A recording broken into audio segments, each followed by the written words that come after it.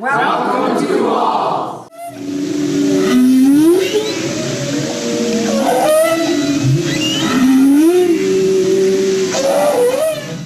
All right, so I don't think I pointed it out the first time, but at the bottom here it says all photos allowed under federal permits.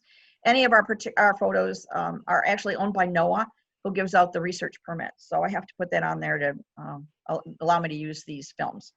So hidden habits of humpbacks, because whales are not seen on the surface very often.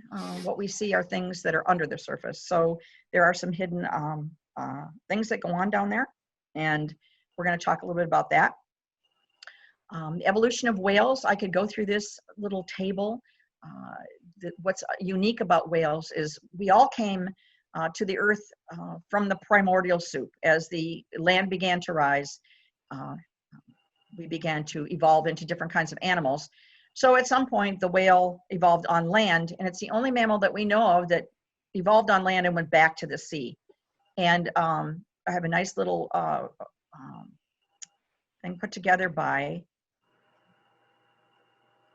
a little film that kind of goes through it. That was put together by the Smithsonian, which I think is very helpful. Kind of gives you an idea of how this all came about. Let me make it large here.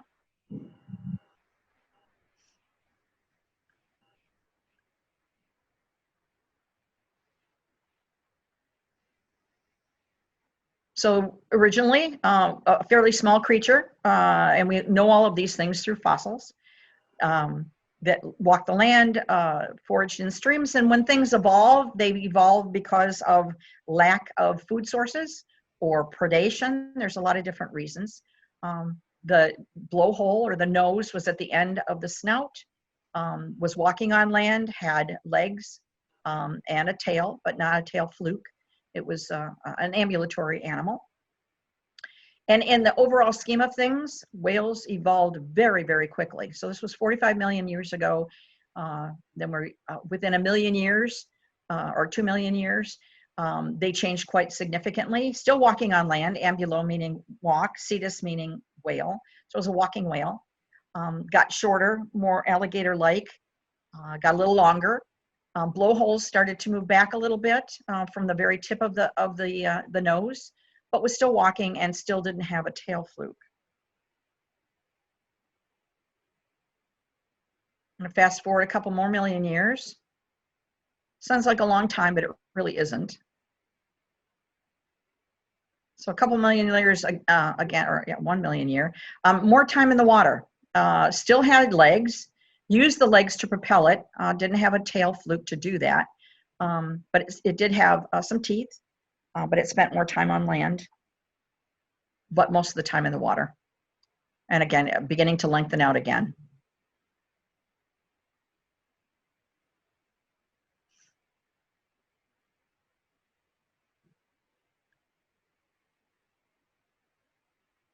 And as we, again, fast forward in history,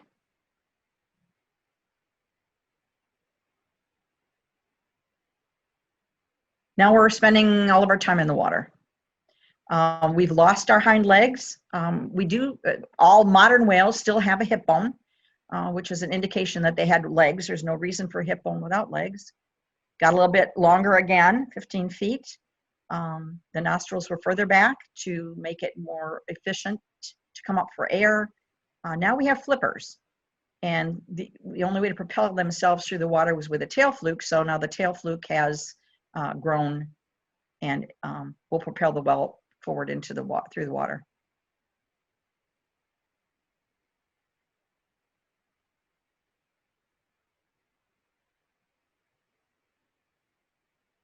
Again, a little bit further along, Lanocetus, all the time in the water. And it was at about this point that things started to change a little bit even more, but we'll talk about that in a minute. Again, longer, got the tail flipper, losing its teeth. And this is when we began to go the baleen route or the toothed route. Nostrils far back, so they just had to bring their head out of the water, the very back of their head, to get air. Flippers were immobile and used the tail fluke to swim.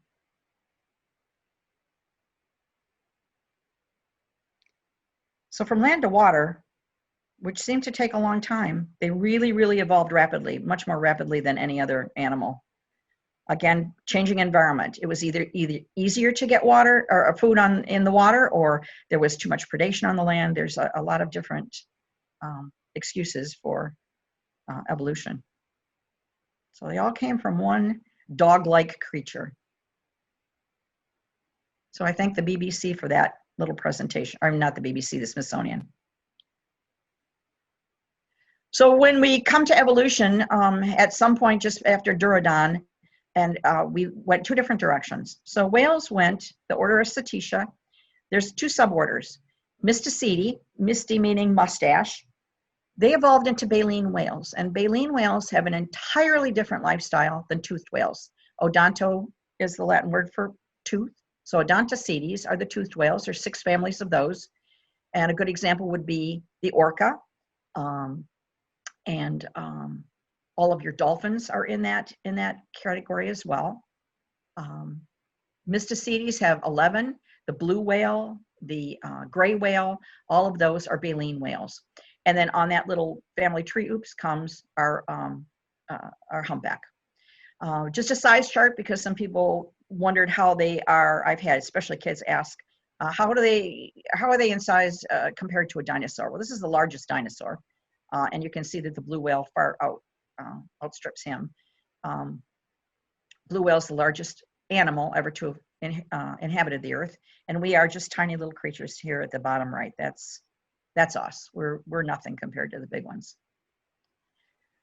So the anatomy of the humpback, they're called Megaptera novangliae. Mega meaning large, ptera meaning wing, and the were first identified off the coast of New England. So big-winged New Englander is the scientific name for the humpback whale.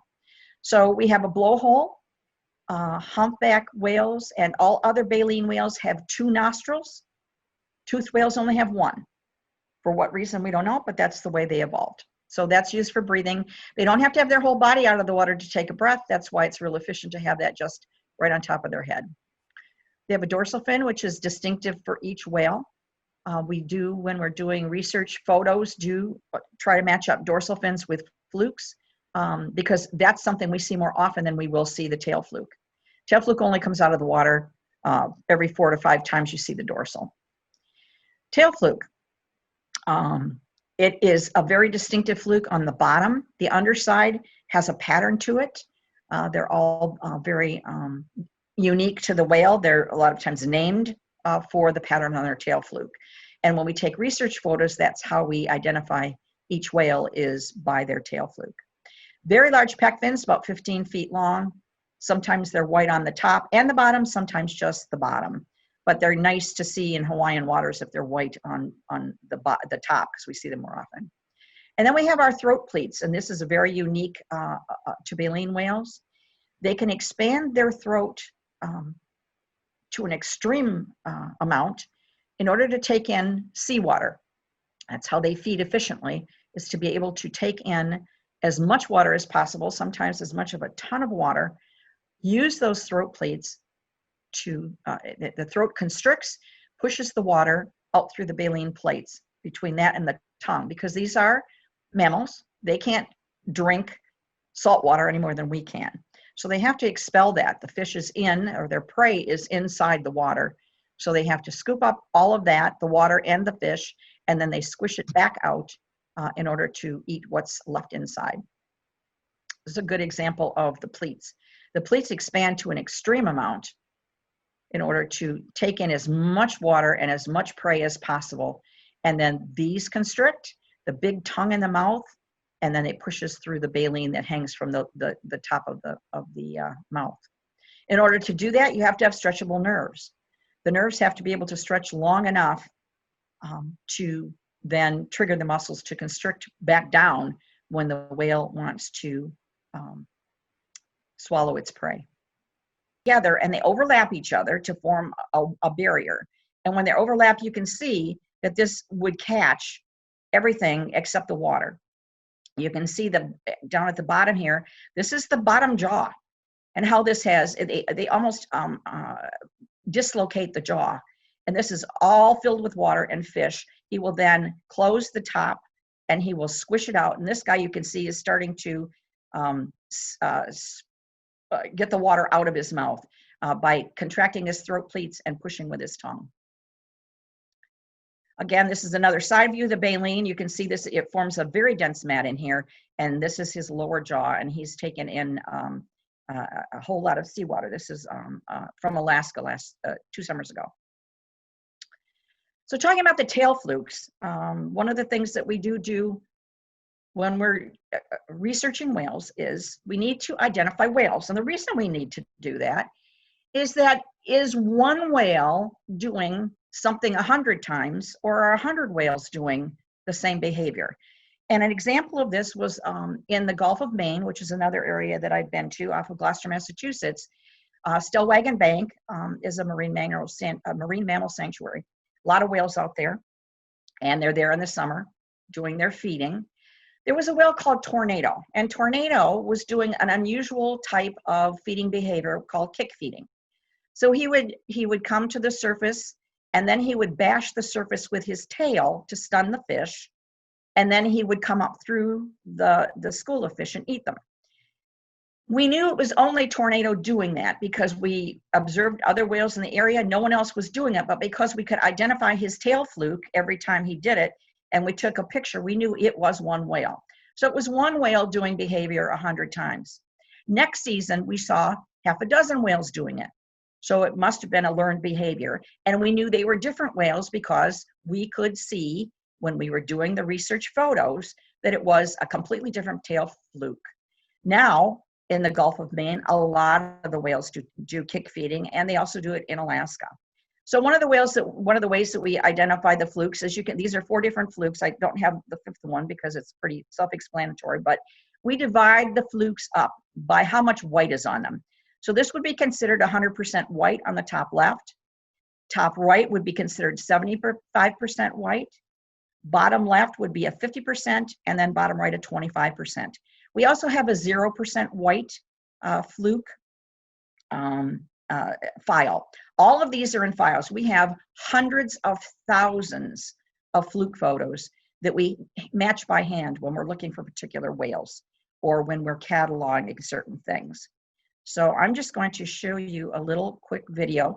We won't be going through all of the videos, the whole length of them, because that would take us a lot of time, but at least it gives you an idea.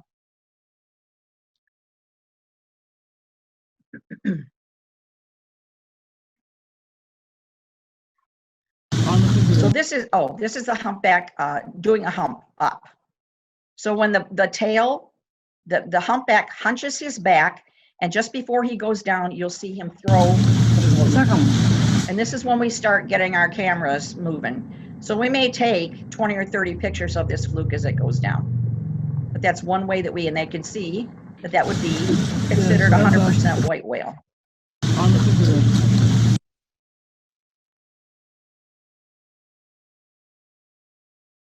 And that's, again, why they are called a humpback too, is the way that they hunch their back before they go down. And when you're watching the whales, you can see them surface, they'll come up, they'll go back down. But when you see a humpback whale do that true hump, where he raises his back up, you know that a fluke up dive is coming. So at this point, because we just went through anatomy, we'll take a quick pause. Are there any questions about any of that?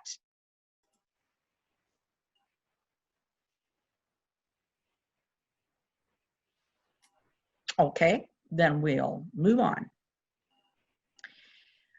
Humpbacks pretty much populate the world's oceans. They are a pretty popular species. They've come back pretty much from extinction. They were pretty well hunted because they're a fairly slow whale. They don't move very quickly. They're not the fastest of whales by any means. They were easy to kill. So they were a pretty well-hunted species. But we have a distribution of them off the United States. This is the Gulf of Maine, where they summer in one spot and they winter in another. We have whales here on the West Coast, where they summer in Alaska, come down in the winter to California. to Hawaii, some go to Japan. So there is a migration every year. The ones in the southern, they are going to feed in the colder waters. They will breed in the warmer waters. So they're pretty much all over the world. So migration. So they all go down, just as we do in our winter months, not all of us, but some of us, to the warmer areas. And the reason for that is reproduction for whales. So there is a very well-established, what we call a migratory parade. So when they're going to the south, to the warmer waters, they're leaving their feeding ground. So they need to bulk up, because when they go to their warmer water areas, their reproductive areas, they don't eat at all. So these whales make a $3,000-mile journey to a place where they're not going to eat for many, many months. So they really need to have a lot on board before they go down. So if you think about it logically, when they're going down, females with yearlings go first. So the yearlings are ready to separate from mom. A lot of times they separate during the journey, or they'll separate when they get to Hawaii, and we're going to talk specifically about Hawaii in this talk. The females are down there, and they may or may not be ready to breed a second year. Most humpbacks do 2 years or 3 years, but sometimes they go down and they're ready the first year. We've seen some of our more prolific whales breeding every year. So they bulked up, they got a lot of blubber, they're ready to go down, and they aren't worried about feeding anybody along the way. Immature adults, both males and females, go down. They've had a good summer, they're plenty fed, and they're ready to go down, scope out the territory. They may or may not be ready to breed, but they head south with everybody else. Mature males go next. Mature males are out there staking out their territory. They want to check out all of the females on their way down, and they want to see what's going to be happening down there. Resting females are next. They're the whales that have had a calf in the past. They have not had one this year, so they don't have to worry about it. So they were probably going to be our prime candidates for breeding. So they're going to go second from last, because they need to have the most food on board, or second most food on board, because they may get pregnant down there, and they're going to have to nurse a calf on the way back. And then our late pregnant females, the ones that came back with calves in tow, they are the last, because they're going to need the most food to get them down there. They may have calves still with them, still nursing, so they really need to have a lot of blubber stored. Coming back from Hawaii, it's kind of the opposite. And again, if you think of it logically, it makes sense. They've been in Hawaii for many months, sometimes 4, 5, 6 months.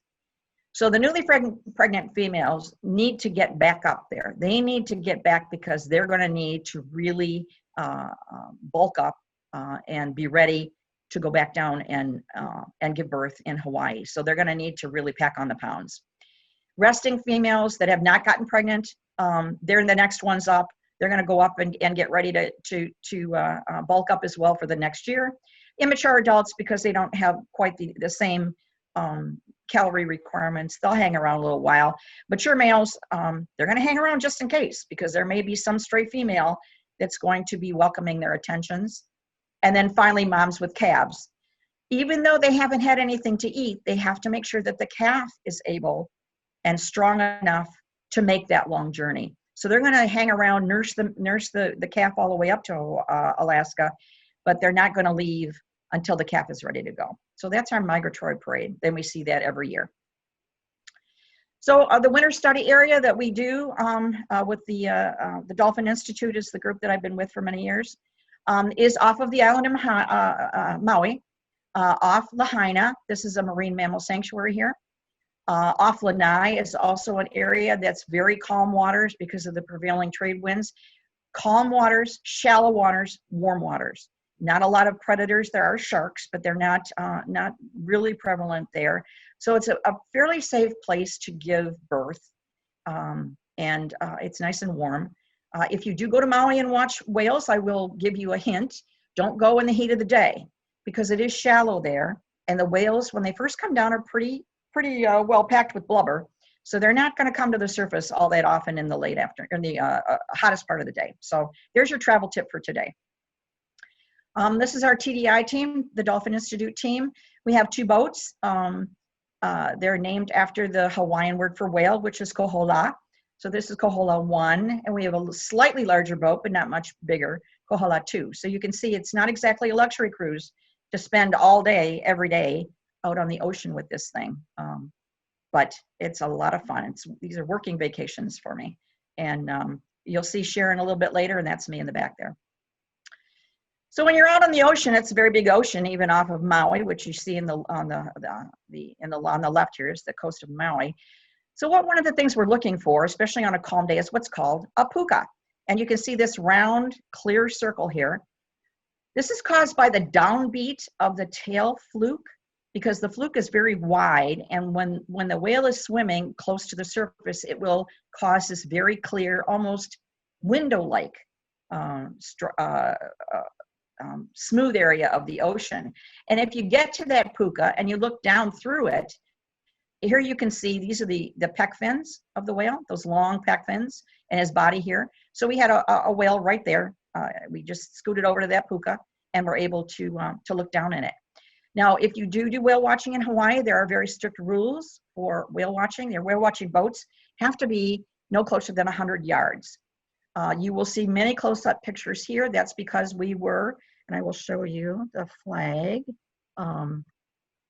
We have a research flag. This is a NOAA flag, and all of these pictures that you're seeing here belong to NOAA, but we are allowed to use them for our personal use. Flying a NOAA flag exempts us from rules, so we aren't breaking any rules by being close to the whales because we are under research permits.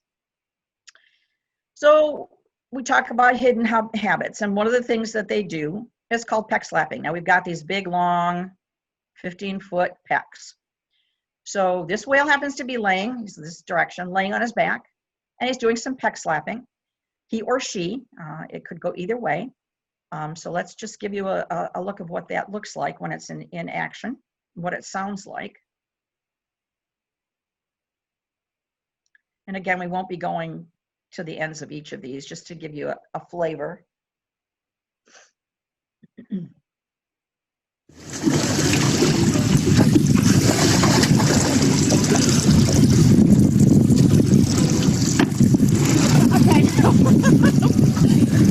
There. 3 of them. There's another one in the middle. You couldn't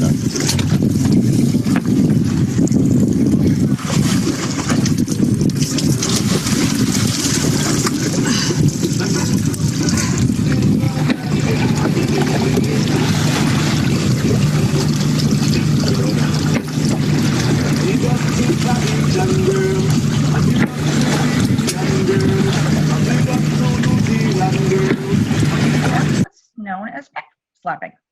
And you'll see that a lot in different circumstances, and we'll talk more about why in a minute. Another example of pec slapping, this happens to be a whale. This is his body here. He's laying on his side and rolling side to side, just slapping one pec, rolling back and forth. Tail lobbing is another pretty exciting one. This happens to be a female. This was a competitive group. Again, we'll talk more about competitive groups in a minute.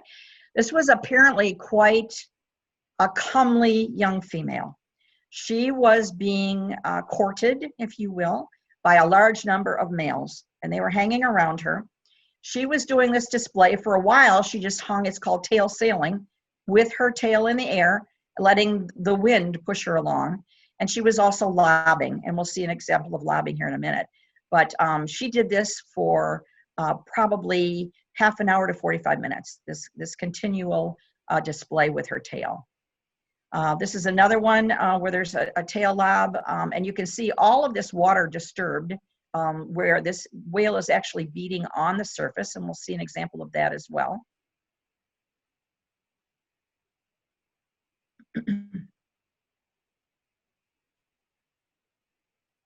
And these are all on YouTube. At the end of the program, I'll be happy to share anything. That is beautiful. 100% white. Surface again. See that yellow patch there on the fluke? So that yellow patch you can see is actually algae that they get when they're feeding down in Antarctica. So it shows that it's fresh from Antarctica. Oh wow. wow, he's gone right on. Yeah, I don't know what you call that. That's not really anything. That was just all over the place. Maybe the axe. Now, that's just an inverted. example of another type of behavior you'll see. The humpbacks are the most athletic of whales. Other whales will do some of the behaviors, but nothing like humpbacks. Humpbacks are well known for their athleticism. Call it a head lunge. This whale happens to be part of a competitive pod. This is a male, and he is bringing himself out of the water. He'll bring his head down, kind of almost like a dolphin leaping, and smash into the water. It displaces a lot of water. It's very loud. He is what was called a primary escort, and we'll talk about that in a minute. So pretty active guy, and he was making his point that day and making himself known. The breach, of course, is the most talked about of whale behaviors. This happened to be in Hawaii. Very unexpectedly, they'll come up. Some whales will breach over and over again. We counted a young juvenile in the Gulf of Maine that breached 47 times in a row. Takes a lot of energy to do that, so you don't see it as much in in Hawaii as you might in Alaska, because it does expend energy. But if they are doing it for a reason, they will continue to do it. This is another, the breach is, it's called a spinning head breach. So they'll come out of the water, they'll turn in the air, and then they'll splash down with a big splash.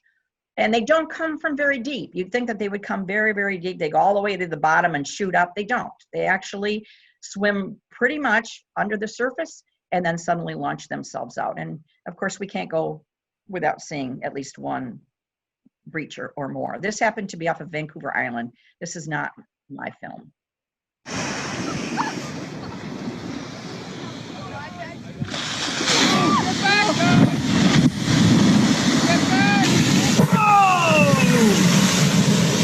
I wasn't even filming. Were you filming? I got And Bob, have fun. Very, very, very. That's the calf right there.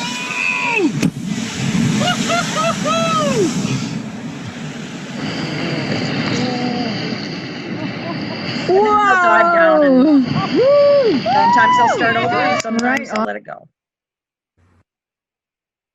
Breaching is very spectacular. It's very, very nice to see. So, what do these behaviors have in common? What is the one thing that you may have noticed about all of those things? And I will give you the answer. They're noisy. They produce a lot of sound. So, is there a reason why they want to do a behavior that is going to be heard? Now, sound travels 4 times as fast in water as it does in the air. So are these whales doing these behaviors for a reason? Do they want to make noise? And we think that they do. We think it's a form of communication. We think that in some cases they may be warning off other whales. They may be welcoming other whales. In the Gulf of Maine, we saw 2 whales affiliate, we call it, spend some time together. They were 2 females called Fan and Scratch, and they were feeding in the Gulf of Maine, and a young male, Target was his name, would come up and join them. We did notice a lot of noisy behavior, tail slapping, a peck slapping, sometime a breach, as this young. So were they warning him away? Were they welcoming him? We don't really know. But we do know that those behaviors do cause a lot of noise that can be heard a long distance. And speaking of noise, you may have heard that humpbacks are singers, and humpbacks are amazing singers, and they have a wonderful story. And why do they sing? And I don't have the answer. We don't know. But their song is very unique. Other whales make noises, but no other whale has this very sophisticated song. So the song is made up of units, a couple seconds long. Put the units together and you come up with phrases. Then the phrases become themes, and then you have a song consisting of 4 to 6 themes. What is so amazing about the Humpback Song is that all of the whales, all of the humpbacks, the male humpbacks, we have heard on occasion very rarely a female sing, but it's almost always males. They will sing the same song. They will pick up the same changes. It's virtually not an identical song worldwide, but very close worldwide. Why? Why is this? How does it happen? We don't know. So the song starts out using portions of the song from last year. So they went to Alaska, they did their feeding, they came back, and they started to sing again the same version, a version of the same song. They will then add on to it as the year goes on. They will all pick up the same changes. They will all sing the same thing. And then they will go back to Hawaii or Alaska, do their feeding, come down and start the process again. And a lot of the whale researchers can tell you what year they were there just by listening to the song because they're so unique. They will be singing the same song, but in different parts of the song throughout the ocean. And if you swim in Hawaii and you're out, you can even be fairly close to the shore, but if you are in the ocean and you go under, you can hear the humpback singing all around you. It's just amazing. So this is the humpback, kind of a common posture. So their head will be down, tail up. It's a young male. We have found in research that it's almost always younger, smaller males. It's almost always males that are equidistant apart. We had a series of hydrophones underwater. We were able to triangulate where these whales were. They're almost equally distantly placed.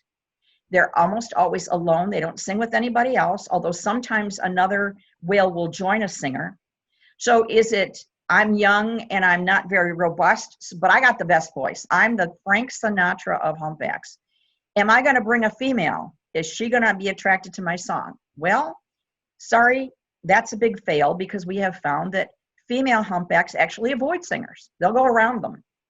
So why are they doing this? And we don't know. One of the theories is that they are actually causing the females to ovulate and be ready for pregnancy. So it might be a bit of a group effort to keep the species going. So here's a couple songs from a couple different years. You will hear multiple humpbacks singing in the background.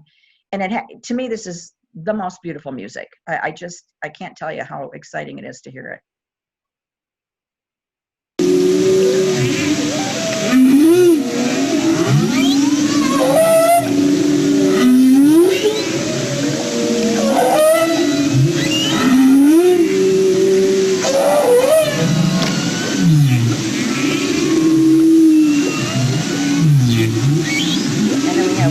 This is from a different year.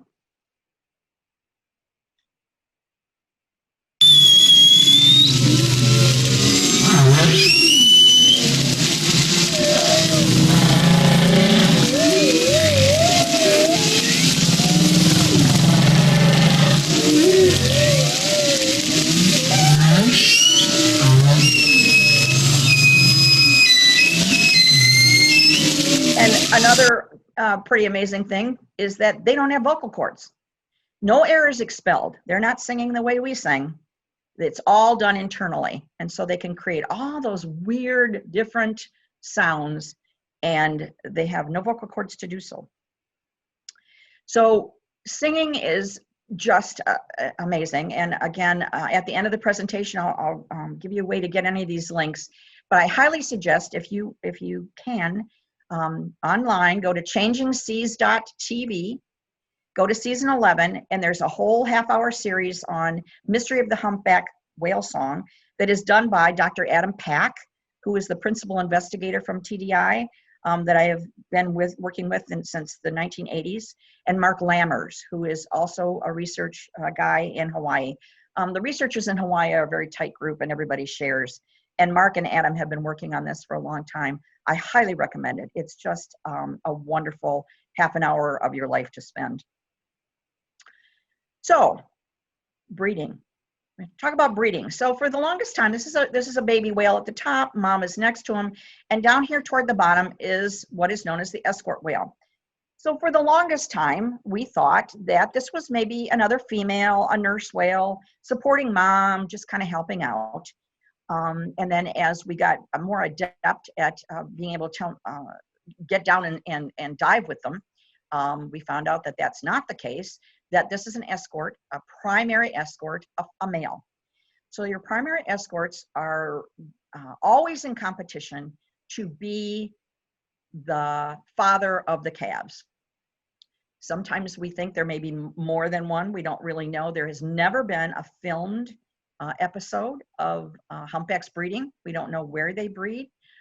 Pretty sure we know how, but we don't know where they breed.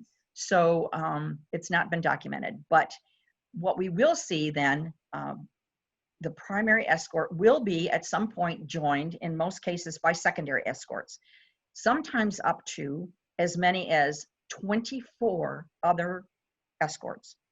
Their job as the secondaries is to try to displace this primary. And it gets hot and heavy. It can get very, very, very aggressive. So you've got the primary, he's ramming a secondary, trying to keep him from getting to the female. It can get very bloody. We have seen, because we don't generally get in the water with competitive pods. First of all, they move very, very quickly, and it's also very dangerous. But we have on occasion been underwater when they came by, and we've seen primaries force a secondary to the bottom and hold them on the bottom to try to drown them. They don't really try to do that too often because then they lose sight of the female. This is a primary here. He's coming up. He's there's a lot of blows going on. You got one going down here. You got one here. You got one behind him. They're all jockeying for position, trying to get close to the female. This is what's known as a head rise. He's trying to expand his throat pleats, make himself look bigger. He'll get underwater. He'll blow bubbles underwater to make himself look bigger. They'll get very close. They'll jostle each other. They will beat each other with their tails, which of course have barnacles on them. So that can get ugly. So it's quite a circus, and they can travel miles. We were with one competitive pod where we had secondaries coming in and joining and leaving for 4.5 hours. This was a 4.5 hour chase. So this little female was apparently quite a looker because everybody really wanted to get in her good graces. Again, this is a primary. He's trying to beat this guy, again, a 100% white guy, trying to get rid of a secondary. This guy is expanding his throat pleats, again, to make himself look bigger in the water. You can see his blowhole here at the top. And then the cutest thing, obviously, we all love our babies, our moms and calves. So the mom humpbacks, they come down to Hawaii, they give birth. We see the little guys, they're about 1/3 of the length of mom's size. Sometimes they have to be helped to the top. Mom will get the baby on her snout and take the baby to the top. Babies have to breathe twice as often as more than twice as often as the females. So we occasionally see the babies more often than we do the moms. This is one of the favored positions. The other favored position is to be underneath mom between her flippers. Babies will hang out there quite a bit, and that's their safe spot. And they're just so cute. We've seen newborns where they still have the fetal folds where they've been tucked up inside mom. So again, this is a long clip. We won't see it all, but we will see enough of it. Just to, this was taken in the Dominican Republic of a mom and calf together with kind of their behaviors. And you can hear singers in the background of this one as well.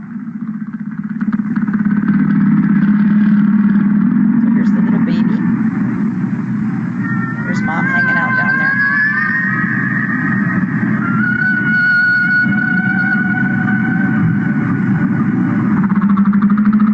Baby takes a breath and comes down to hang out with mom again.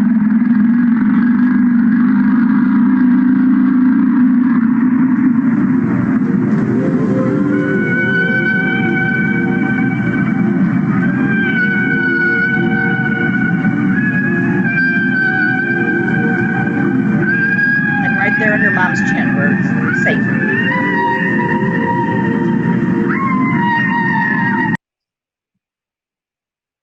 So that's a cute little mom and calf. They will continue to nurse all the way back to Alaska and part of the summer in their feeding ground.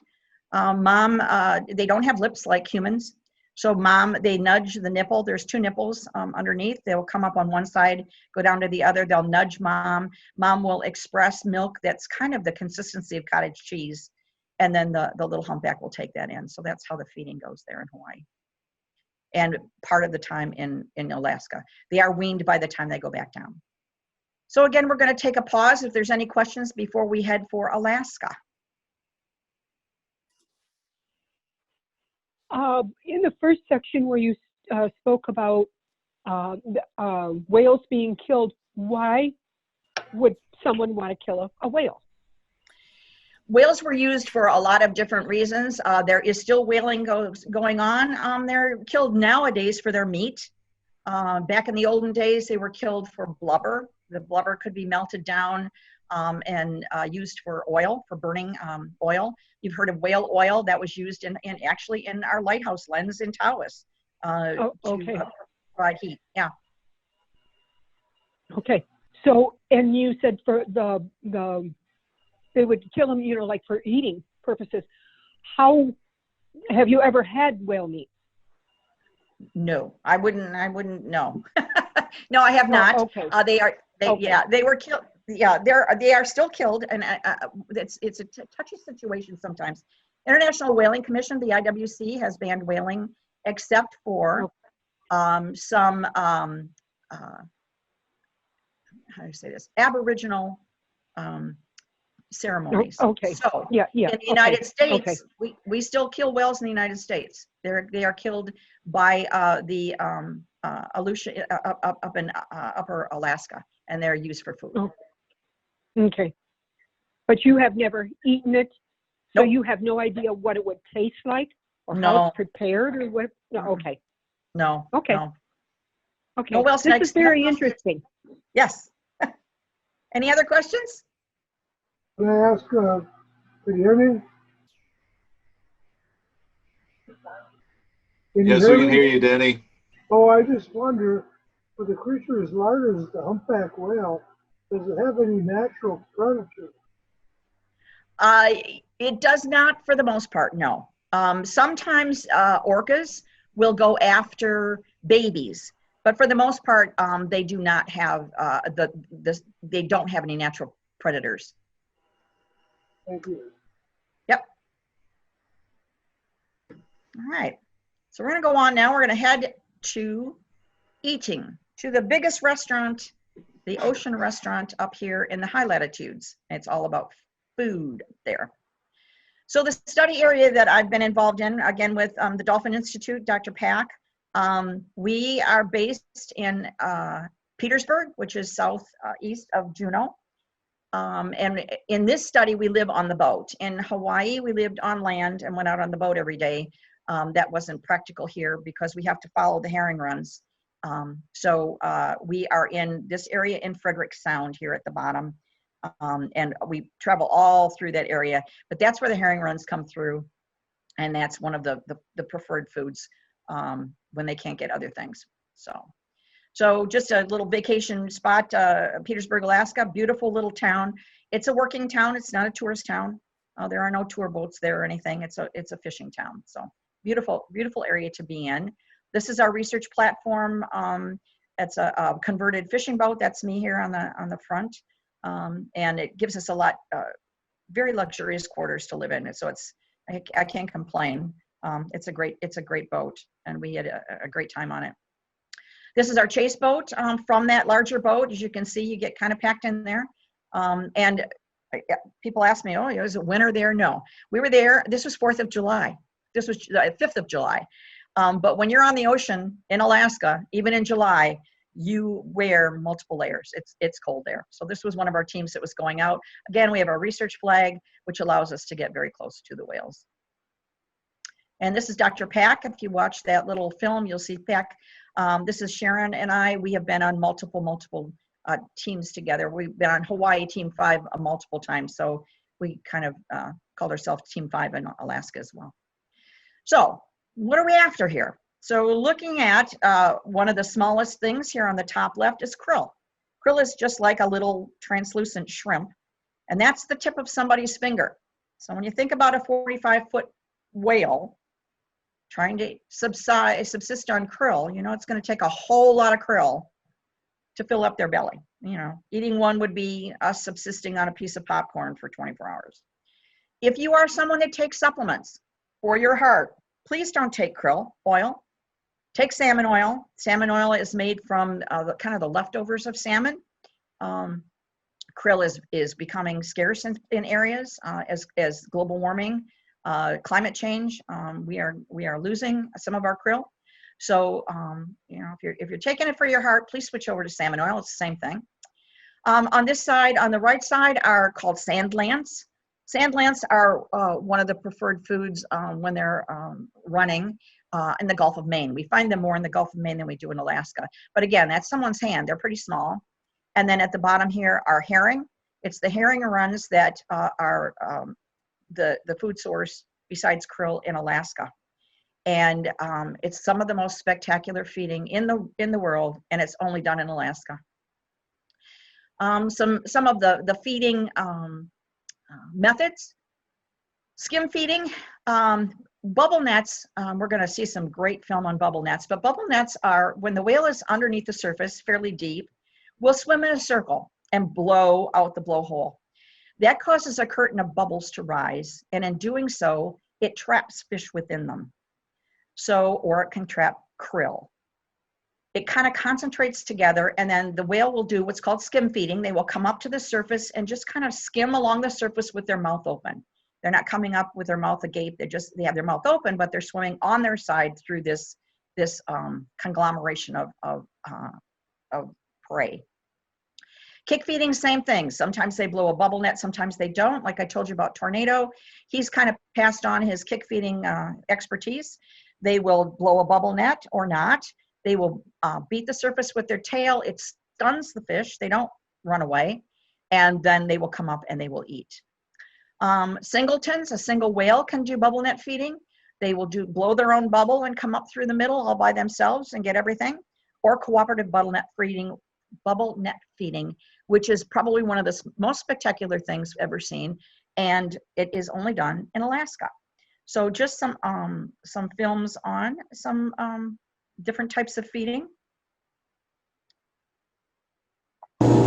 This is 3 whales doing bubble net feeding. So you can see the bubbles in the water where they're blowing them, and they're in a circle to the fish, and then they come up through there and gulp it down.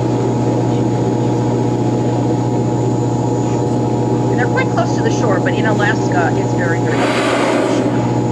They'll come up, take a breath, and then they'll start again.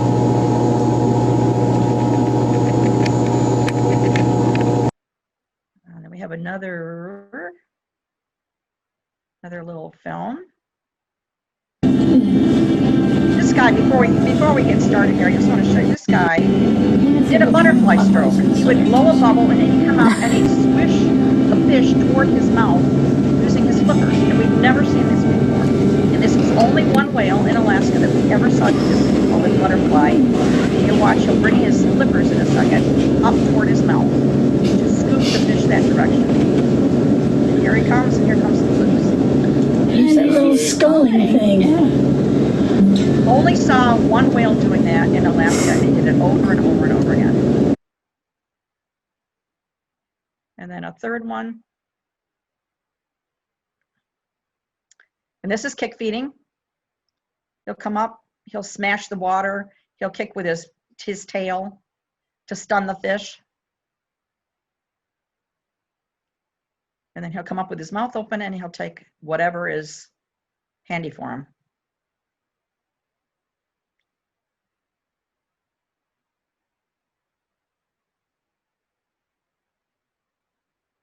They're all schooling down there, trying to get away. And here he comes, mouth open, jaw extended, and you can sort of see him squish that water right out of his mouth. So those are just a few different types of feeding that they do in multiple places. But as I say, cooperative bubble net is unique to Alaska. So this is the single guy just kind of laying on his side. And again, you can see the baleen plates hanging from his mouth.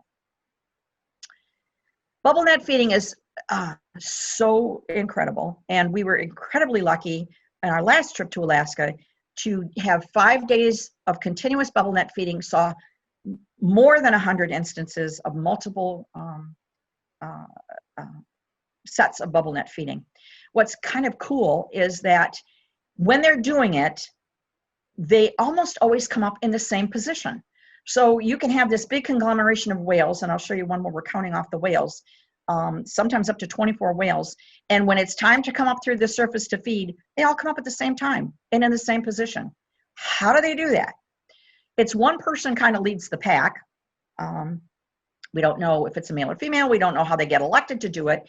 But this individual started at the top right, underneath the surface, blew this bubble ring. And you can see how the little puff, so it's kind of like blowing it out, poof, poof, poof, out the blowhole in order to encircle this ball of fish.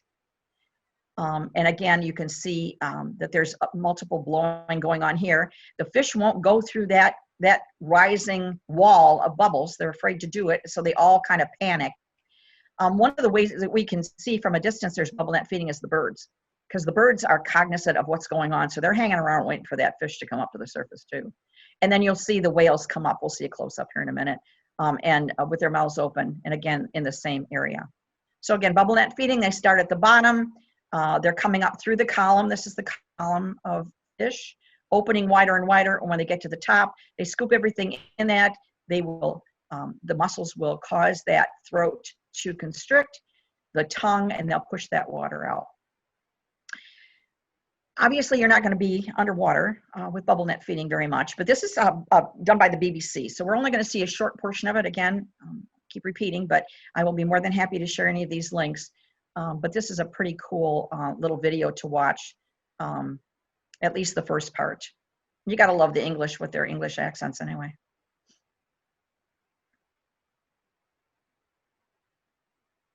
But it's some real good close-up work.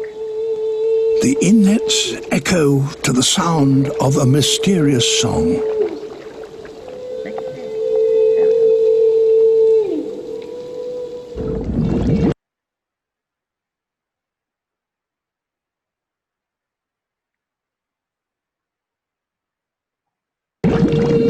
Bubbles rising. A curtain of bubbles and a haunting call hold the secret to an ingenious way of fishing.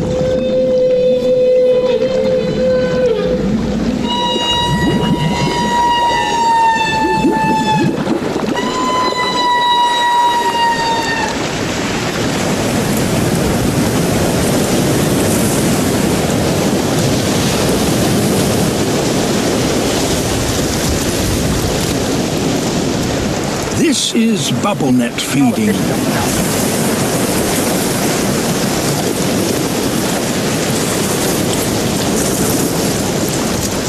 A dozen whales work together to harvest the herring bonanza.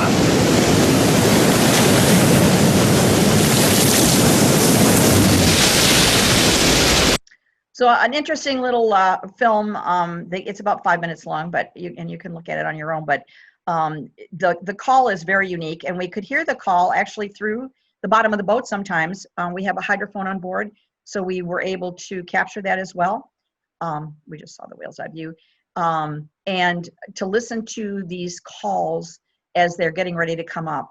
We don't know if the same the same whale is blowing the bubble net, or if they are two different whales.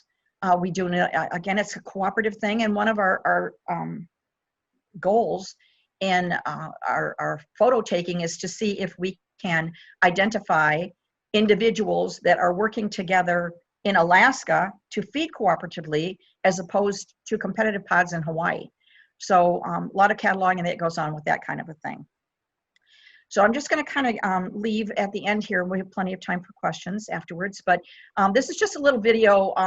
It's not all work, and this was taken by a wildlife photographer by the name of Jim Namens. Some of the pictures here were his, and he did this little video for us as a keepsake at the end of our time in Alaska. So it's kind of my vacation film. You know, everyone has to watch my vacation film.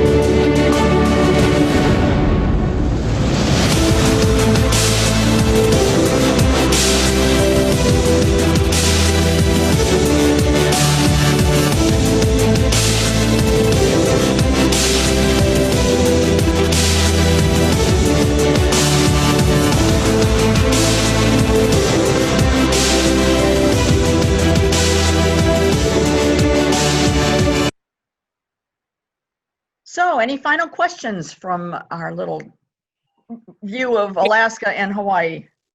Yes. How many other countries do you collaborate with on this research? It's pretty much worldwide. Every 2 years, there is a marine mammal conference, and they're held all over the world. All of the researchers, when I first started going in, I think the first one I went to was 1988. I haven't been recently, but it was in a hotel in Chicago, in one of their ballrooms. Now the last one that I went to was in Vancouver. It took over the whole conference center. So there are marine mammal researchers all over the world. They get together, they share stuff. These are not people that keep things secret, and it's really nice to the kind of sharing that goes on. Thank you. That's quite a show you put on. Thank you. Chris, we did have a question about through chat. Do you see other whales while you're on these research programs for the humpbacks? Yes, we do. You saw at the very end of the film, there were orcas there. I do another program on orcas. There's happened to be transient orcas that were there when we were. We have seen minke whales, which are very different. If you're lucky enough to see a minke, you see them once and you never see them again. They are the most secretive little whales. They're not very big. Of course, all of the different dolphins. We've seen, let's see, what else do we see? And the right whales in Gulf of Maine. We've seen, I've not seen a blue, not a say, shoot. I can remember, I know the scientific name, but yes, we do. We definitely do. It depends on where you're at, but you can definitely see other whales. There was a question about when are you returning for more research? The plan was to go next summer, but I don't know what's going to happen. It will probably be in Alaska again. And I will tell you that and I'd be happy again to send information, but the boat that we were on, the Northern Song, does commercial work as well. They do a photography cruise, a couple of photography crews, and then the whale research cruise. But the rest of the year, you can go on as a participant, and that's why I showed you the little film at the end. And they do all kinds of things. You don't concentrate just on whales. It's the captain of that boat is a longtime commercial fisherman, can take you to the most amazing places. We were at seal rookeries and bird rookeries and all kinds of things. So yeah, by all means. But I don't know what's going to happen next year. It all depends on the pandemic. That was our plan. Sharon and I were planning on going next summer. Any more questions for Chris? Not a question, but I have a comment that this is very interesting, and I'm glad I was able to view it. Thank you. Glad. Thank you. Yep.